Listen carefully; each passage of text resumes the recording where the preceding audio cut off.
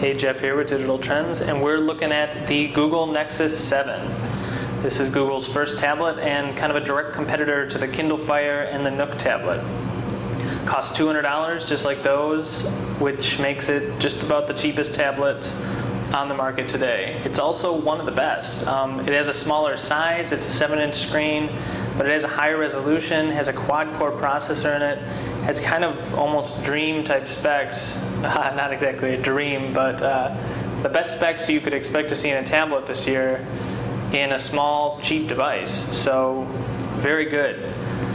So this runs Android 4.1. As you can see, it looks a lot more like the Android 4.0 phone experience. So it looks more like a phone interface. They've kind of locked the orientation here. You get notifications on the top now.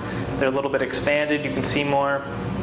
You get app tabs right here, just like the phone. It's a lot easier, more iPad-like, more familiar interface than Android's other tablet interfaces, which haven't been that great. Also comes with a whole host of Google content. They want to sell you music and books and magazines and all that jazz. We're not huge fans of most of it and probably won't buy a lot of it, but Google's hoping that you will. Comes with the Chrome browser built in, which is awesome, good browser. And it also comes with Google Now, which is a new take on search. So it's basically all the Google phones and tablets have always had a Google search box. It's a lot like that, except it's a little expanded. It has Siri-like functionality, like the iPhone. And it will also proactively recommend stuff. Like if it's extra cold today, it will proactively send me a notification and say, you know, wear a coat or something. It's cold out today.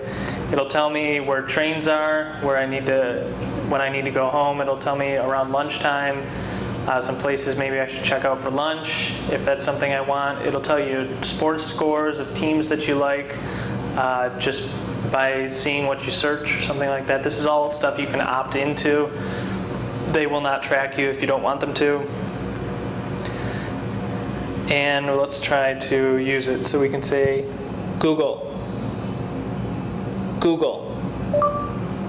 what is the Nexus 7? So it actually got my question there that time. So in this case, it's just displaying web results. What is the Nexus 7? Sometimes it'll display an actual answer. It'll read out an answer. Like if I asked it, what is the Texas 7? Texas 7. The Texas 7 was a group of prisoners who escaped from the John Connally unit near Kennedy, Texas on December 13th, 2000. So that is an example of an auditory answer. I only know to ask that because it recognized my voice wrong one time when I tried to say Nexus 7. So the good thing about this tablet is that Android apps that are built for the phone run really well on it. I think Google has done some sort of modifying here. This is a newer app. This is Flipboard. There's other apps. This one's actually built for tablets, but never seems to run well on any of them. Runs better on the Nexus 7 than it does on almost anything else. This is the Netflix app. As you can see, that's built for tablets, but it's one of only a few dozen good apps that are built for tablets. But you can use the phone apps, and that's good. It still doesn't compare to the iPad, which has far more apps than any other tablet.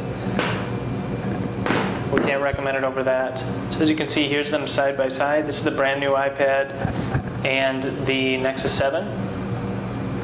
Screens, both IPS, both pretty high resolution. This is 1280 by 800.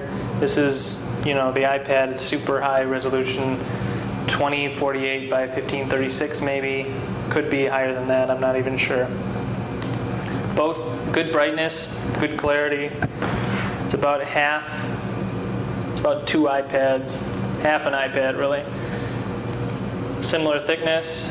Weight's really good. It's like 3/4 of a pound, or maybe 2/3 of a pound. It's very light. Not a problem. We don't have any problems with the hardware overall. Very good so far.